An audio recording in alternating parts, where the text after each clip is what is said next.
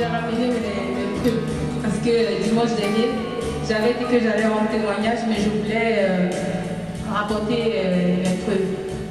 Bien aimé, aujourd'hui, mon témoignage, je le rends parce que c'est une victoire. C'est une victoire pour moi, c'est une victoire pour mon mari, c'est une victoire pour mes enfants. J'ai beaucoup parlé de la maladie. Avec mes copines, avec mes parents, avec tout le monde. Aujourd'hui, j'ai décidé de parler de la victoire que Jésus m'a donnée. Amen. Cette maladie-là, elle a débuté en 2007.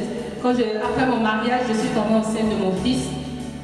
Et j'avais des boutons sur le corps, j'ai mon corps qui me grattait.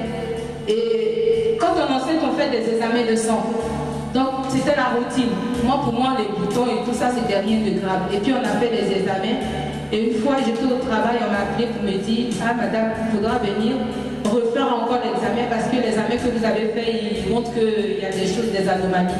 Je dis, c'est pas grave. Ils me disent, non, c'est pas grave. Peut-être que vous avez mangé trop d'œufs et c'est pour ça. Donc du coup, je suis repartie, j'ai fait les examens.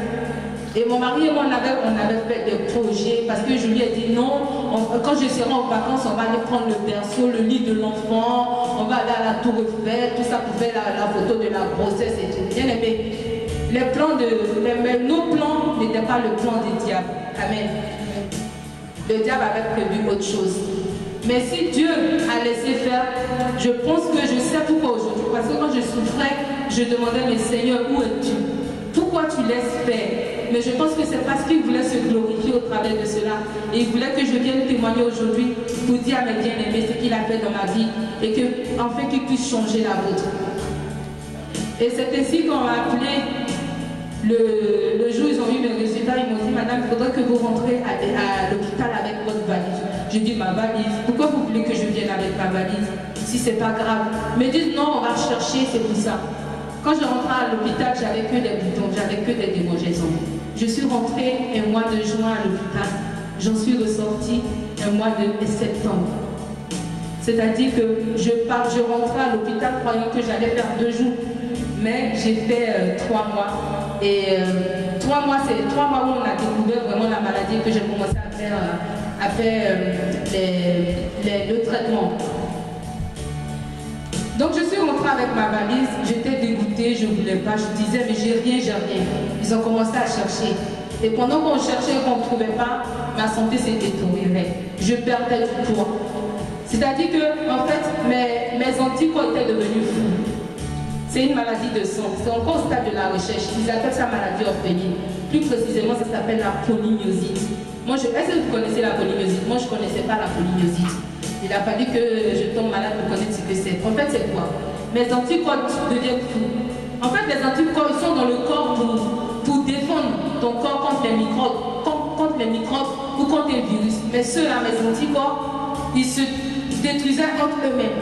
Et ça faisait que mes muscles se cassaient. Quand je dis les muscles, bien aimé, ton corps est recouvert de muscles. Ta langue, c'est un muscle. Tout est muscle.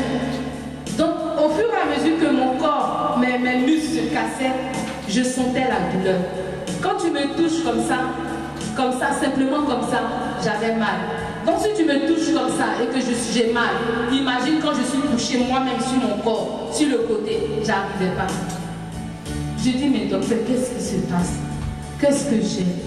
Ils ont commencé à me poser des questions sur mes grands-parents, sur mes aïeux. Il n'y a pas quelqu'un qui dit non. Chez nous, il y a eu le diabète. C'est le diabète, je connais, mais je ne connais pas ça, j'ai jamais. Et ma santé s'est détériorée, je n'arrivais pas à dormir. J'ai commencé à faire du poids. J'ai voulu ramener les photos pour prouver, mais mon mari, c'était des moments trop difficiles pour nous. Il ne pouvait pas tenir, donc il a tout effacé. Il a tout effacé parce qu'on veut tourner vraiment la page. C'était vraiment dur. Et ce matin, quand je venais avec tout ça, ils ne comprenaient pas pourquoi est-ce que je venais avec ça.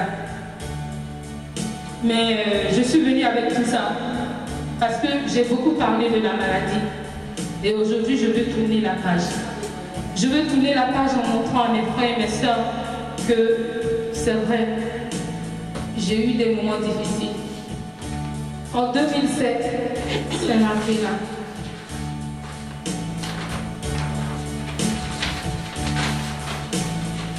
c'est marqué ici taux de CPK 7130. Le taux de CPK normal, il doit être entre 35 et 135. Moi, j'étais à 7160. C'est pour vous dire que l'effet était trop grand. C'était terrible. J'ai beaucoup souffert. J'arrivais pas à respirer. J'étais enceinte de mon fils, le dernier qui est là.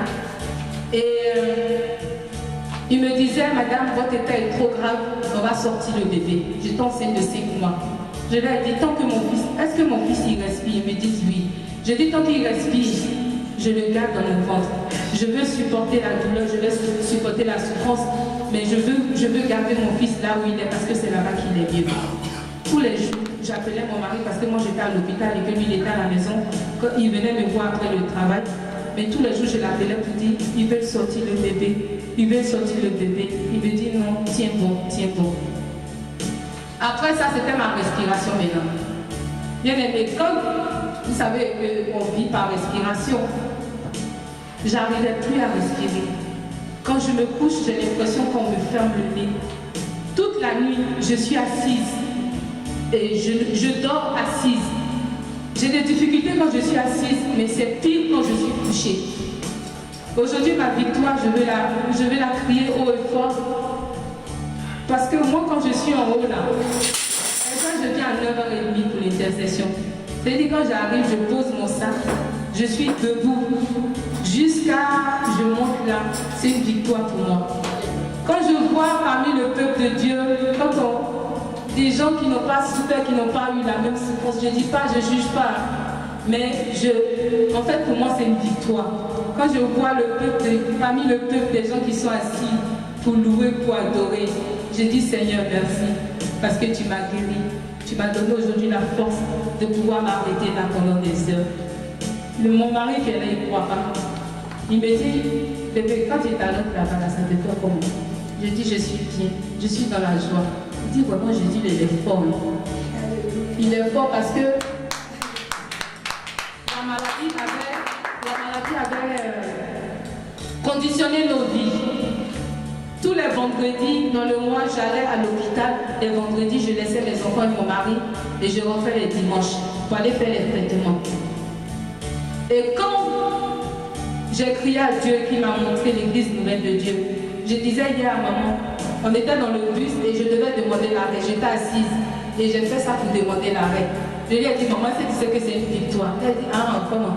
J'ai dit ça, si je suis en train de faire, c'est une victoire. Parce que je ne pouvais même pas faire ça. Je ne pouvais pas me coiffer. Peigner mes cheveux comme ça, je ne pouvais pas, je les avais poussés. Parce que si je ne peux pas respirer, je peux faire quoi? Les courses, aller faire les courses, je ne pouvais pas. Quand tu me demandes, va prendre un pack de là au champ, c'est comme si tu m'as puni. Je ne pouvais pas.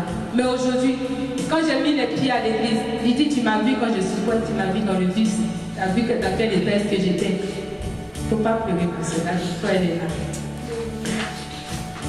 Donc je suis venue dire que, bien aimé, si tu traverses des moments difficiles, ne crains pas, accroche-toi, tiens la robe de Jésus.